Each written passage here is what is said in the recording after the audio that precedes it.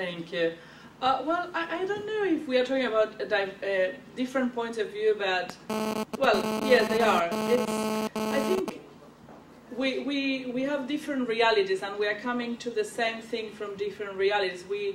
We all want to protect the rights of older persons, and we want an instrument that will be effective, that will be instrumental, that will make things happen.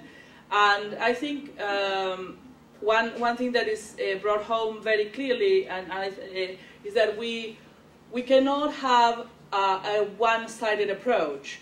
The convention needs to be the culmination of a process and needs to be a part of the process. The Madrid Plan of Action is a very valuable instrument. We cannot make a divide between those who support the convention and those who support the Madrid Plan of Action, or those who support a convention and those who support a special rapporteur. This is an issue we need to do as much as we can, but also as speedily as the building of consensus will allow us, because this is not an issue that will start preoccupying us in 30 years. This is an issue we should have started worrying about 30 years ago already. So the time is pressing, but we can have an approach that both builds on what we have, strengthens what we have, implements what we have, and also builds towards a convention. Argentina, or myself, we are persuaded that for aging is not a problem. I think you put it very well when you said aging is a success. Aging is a good thing that is happening to all our regions. Africa is now aging, I think, at almost the same rate as Europe, or a bigger rate. But of course, because of the success of many policies in place, our region is aging at even a higher rate.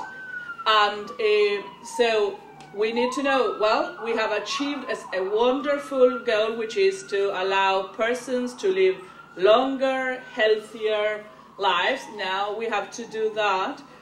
Now we have to be able to remove the preconceptions about what it means to be an older person, what it means for the state to address that, and to respond to the reality we have now of healthy, able people who must, many people too, who need to enjoy their full human rights. I think also First Councillor Rasham hit the nail on the head when it said this is one of the functions of the state. We cannot say the market will provide, because we heard when we talk about healthcare providers, private healthcare providers, they will say, well, it doesn't pay to cover health for the same price for a 40-year-old or for an 80-year-old. And here we need this is where the instrument of the state and also civil society needs to find what the solution should be. We cannot just say it's impossible to be done, the market will not sustain it. First of all, many times the market doesn't realize the resources of all kinds, but also money, that are into this community.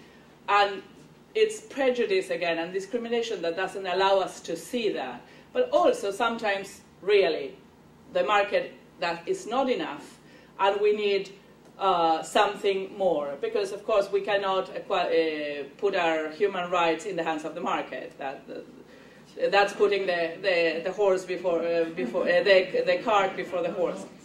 So we are persuaded that we have to work towards a convention, but in the manner that my dear colleague from Africa was pointing, in a consensus manner. This is not a divide of civilizations. This is not an issue that should be done in a divisive way between civil society and government. This is an issue that should bring us together, and we should build on commonalities. We should persuade with respect, with listening at the same time as we are talking, because this is a real issue that we all want to address. There's not a single country who has an intention to allow discrimination. But we have to first become aware of to what extent we are discriminating or allowing the market to discriminate in ways that are very subtle and sometimes not so much. And also we need to come together to be able to start a working group to sit down, discuss, evaluate, and draft a law that is binding, that is not dependent upon the goodwill of one or another, but that gives us a structure, a framework that will allow us to live the next century and the next processes of aging soon or either sooner or later in the best possible way. We all have seen the power of a convention to change perspectives. It has happened with CEDAW. It's still happening with CEDAW. There is a lot to do. Of course, I totally agree. A convention is not the panacea, but it is a huge leap forward.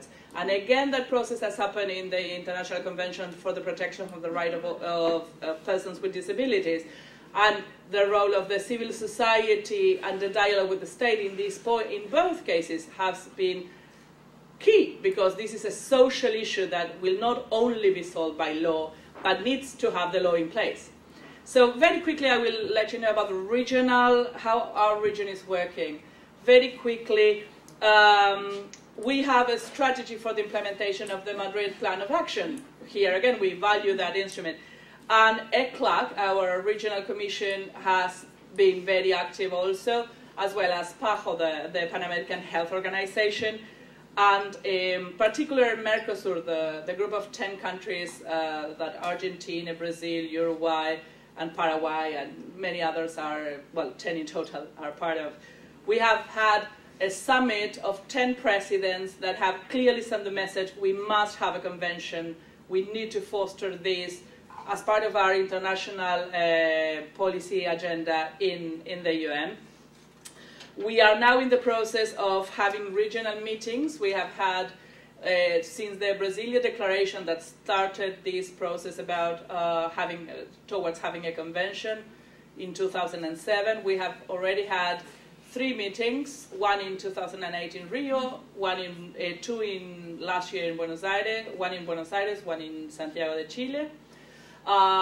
In the Santiago de Chile, the region has decided to have a new meeting in Mexico, then a meeting in Peru, and also a meeting in the Caribbean region, which is also coming to strongly support this idea. And each meeting not only addresses the issue of the convention, but all the policy measures that are needed. I mean, it's a process, it's part of a process. All the policy measures that are needed to better protect and to better guarantee the human rights for older persons. I'm sorry if I've taken a bit too much time.